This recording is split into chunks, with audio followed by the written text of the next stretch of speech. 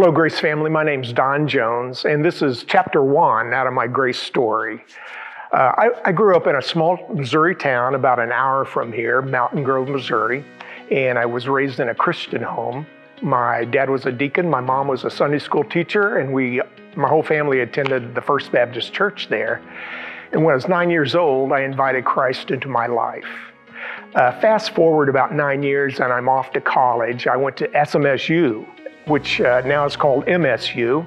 And while I was there, I attended Campus Crusade for Christ, which is now called Cru, a Christian organization, and met a lot of great Christian friends there, went to Bible studies. I was discipled and mentored by a couple of guys.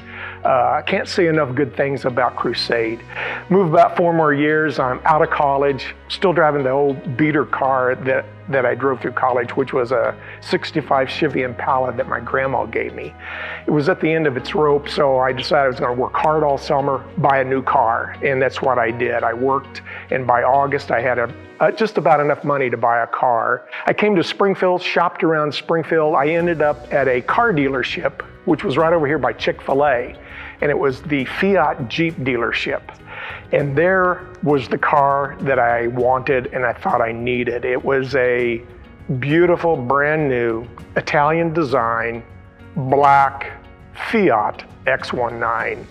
And so I call my dad up, he comes up, we test drive it. He wasn't a fan of the car. And so we go back to the dealership, but nevertheless, we pressed ahead and we end up striking a deal, writing a check and buying the car. The salesman said we could wait in the lobby while they prepped it. And so we were sitting in the lobby. It gave me a chance to kind of catch my breath. And I didn't really experience buyer's remorse, but what I did experience was conviction by the Holy Spirit that I had not even thought about or asked God to give me any direction or guidance on buying a car, much less this car.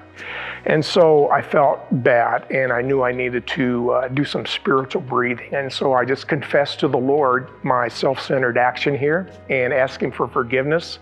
And along with that, I kind of prayed something that went something like this, that Lord, I know we're far along in this car buying process. In fact, it's already bought, but if this is not the car for me, I ask that you take care of it.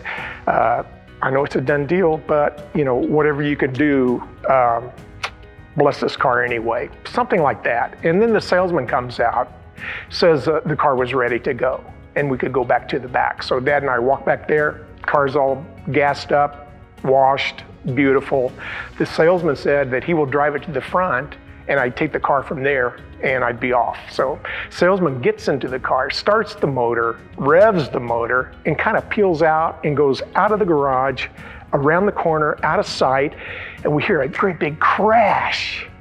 And Dad and I look at each other, and then we walk out of the garage and around the corner. And what did we find? The Fiat X19 had been driven, there was a head-on collision in it. The salesman and another salesman in a Jeep truck had a head-on collision and crunched the entire front end of the car. I think about that day often, and what comes to mind is that it's never, ever too late to call on the Lord.